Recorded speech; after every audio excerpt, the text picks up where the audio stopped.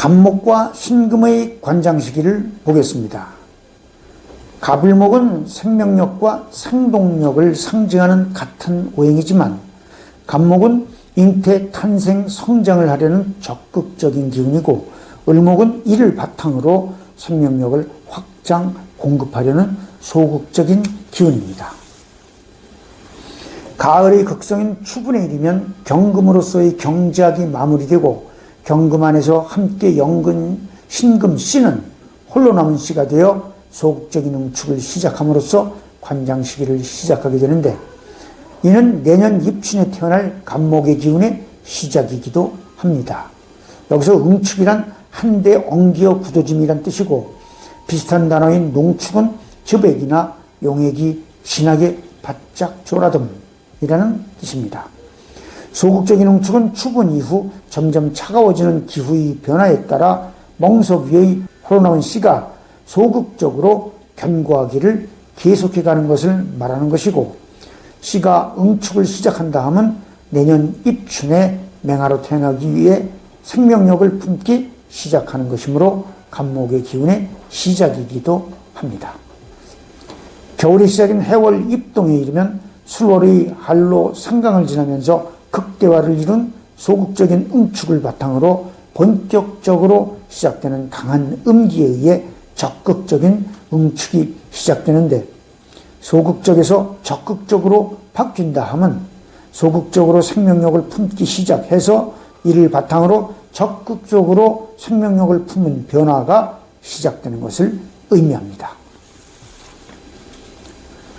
수월의 소극적인 응축은 가을의 따가운 햇볕인 정화의 기운과 신금의 기운인 응축 기운에 의해 씨가 견고함을 더하기 위해 소극적으로 바싹 말라가는 것으로 이는 늦가을이라는 환경적인 조건에 맞추어 양토적인 작용력이 소극적인 응축을 할 수 있도록 바탕을 이루어주는 것이고 해월 입동부터의 적극적인 응축은 겨울 추위가 시작됨으로써 양토적인 작용력이 적극적으로 응축을 주도하는 것입니다. 적극적인 응축의 시작은 신금씨가 품고 있는 잉태의 기운 임수의 갑목의 기운인 생명력의 기운이 깃들음을 의미하는 것으로 이는 이파에서 꽃 속에 결실의 기운이 깃드는 것과 상대적이지만 같은 이치입니다. 그래서 예약된 갑목, 예약된 경금이라는 표현을 하기도 하는 것이죠. 겨울의 극성인 자월 동지에 이르러 신금씨는 응축의 극대화를 이루고 이와 동시에 씨 안에서 때를 기다리던 잉태의 기운 임수는 밝음의 기운인 정화의 도움으로 마침내 생명으로의 잉태를 이룸으로써 탄생의 기운인 계수로 전환이 되는데 이때 양토적인 작용력 무토는 탄생의 기운 계수에 병화의 기운인 제1차 발령의 기운을 품게 함으로써 숙성될 수 있는 기틀을 마련하고 축월 소한 대한을 거치는 동안 음토적인 작용력인 기토에 의해 마치 엄마 뱃속의 태아처럼 신금 씨 안에서 숙성되어 입춘이 되면 맹아로 태어날 수 있는 모든 준비를 마칩니다. 정화와 임수의 관장 시기는 하지에서 동지까지이고 반대로 병화와 계수의 관장 시기는 동지에서 하지까지입니다. 여기 동지에서의 생명력의 잉태는 육식갑자의 시작인 갑자를 의미하고 축월 소한대안을 거치면서 엄마 뱃속에서 숙성되는 태아는 두 번째인 을축에 해당이 되며 10개월 후에 태어나는 아기, 즉 맹아는 세 번째인 병인, 입춘에 해당이 됩니다. 육식갑자는 갑자에서 개해까지 한 생명력의 잉태에서 10가지의 흐름을 표현한 것입니다. 인월 입춘이 되면 대지 무토는 다 성숙한 탄생의 기운 계수에 제2차 발령의 기운을 넣어 생명력에 활기를 줌과 동시에 대지의 문을 열어 마침내 맹아가 탄생될 수 있도록 적극적인 작용력을 펼칩니다. 여기서 대지의 문을 열어 맹아를 탄생하게 한다는 말은 새가 알을 깨고 나오는 아픔과 태아가 태어날 때의 산고에 많이 비유하는데 이는 대지 역시 문을 열어 맹아의 싹을 틔울 때는 극한 변화를 치르게 된다는 의미가 있기 때문입니다. 양은 음의 경계가 균형을 이루어 주어야만 이를 바탕으로 존재는 물론 탄력적인 변화를 보일 수 있다는 것이 음양오행의 기본 이치입니다. 그래서 목기운의 경계에는 금기운이, 화기운의 경계에는 수기운이 균형을 이루면서 바탕을 이루고 있으므로 목이 되고 화가 될 수 있으며, 이것이 신금과 간목, 경금과 을목, 계수와 병화, 임수와 정화 등이 관장시기를 함께하는 이유입니다.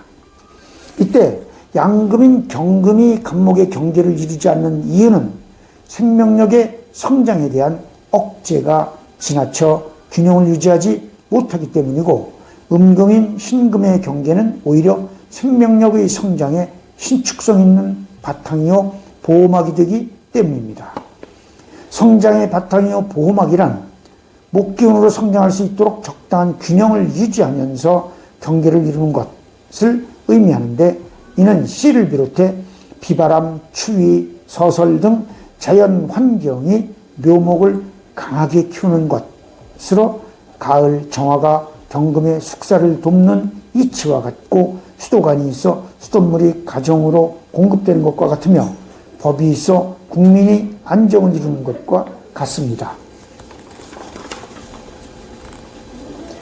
묘월 경칩을 지나 봄의 극성인 춘분에 이르면 간목으로서의 성장력은 자력으로 클 수 있을 만큼의 극대화를 이룸과 동시에 간목과 신금은 관장시기를 마감하고 춘분 이후부터는 을목과 경금의 관장시기가 시작됩니다.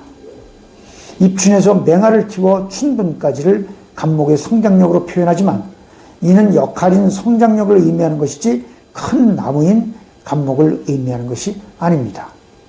하나의 작은 갈대라 하더라도 맹화로 태어날 때는 간목의 기운이고, 성장할 때도 역시 같은 성장력입니다. 입춘에 맹화를 틔우는 것은 큰 나무든 작은 나무든 같은 이치이기 때문입니다. 물상적으로 나무를 볼 때는 크고 작은 나무를 가불목으로 보기도 합니다. 하나, 진의는 성장력과 확장력입니다. 다만 성장과 확장이라는 의미가 개념상 또는 역할상 다르므로 이치 및 순서에 입각할 뿐입니다. 같은 이치로 4월 입하에서의 결실의 기운과 5월 하지에서의 다 자란 열매와 씨를 경금 또는 을목으로도 보지만, 결실의 기운에서 열매와 씨로의 성장 자체는 성장력, 즉 간목의 기운입니다. 그래서 양오행과 음오행은 서로의 범위와 한계 내에서 관장시기에 따른 각자의 역할이 있지만 보완관계를 이루면서 존재하게 되는 것입니다. 요약 정리를 해보겠습니다. 6월 추분, 경작 후 마당 멍석 위의 홀로 남은 씨 신금, 소극적인 응축이 시작되면서 간목의 기운도 함께 시작. 술월 한로 상강을 지나면서 정화, 설이, 찬기운에 의해 소극적인 응축이 극대화를 이룸. 잉태의 기운이 강해지면서 간목의 기운도 성장. 해월 입동이 되면 겨울 영하의 기운에 의해 신금에 대한 양토적인 작용력 무토의 적극적인 응축이 시작되면서 신금씨 안에서 잉태의 기운인 임수가 생명력으로서의 간목의 기운을 품음. 소설의 눈을 맞으면서 잉태의 기운은 강화되고, 자월 대설의 큰 눈을 맞으면서 응축의 극대화를 시작. 동지에 이르러 신금의 응축의 극대화와 동시에 간목의 기운인 생명력으로서의 잉태를 이룸. 축월 소한 대한을 지나면서 엄마 뱃속의 태아처럼 땅속에서 잉태를 이룬 탄생의 기운 계수를 품은 신금씨가 숙성기를 거침. 인월 입춘에 땅속의 씨가 맹화를 튀고 우수의 봄비를 맞으며 새싹이 땅밖으로 고개를 내밉니다. 묘월 경칩에서 자력으로 자랄 수 있을 만큼 자란 묘목에서 잎눈이 생기기 시작하고, 춘분에 이르러 을목인 잎이 나오기 시작하면서 간목과 신금의 관장 시기가 마무리됩니다.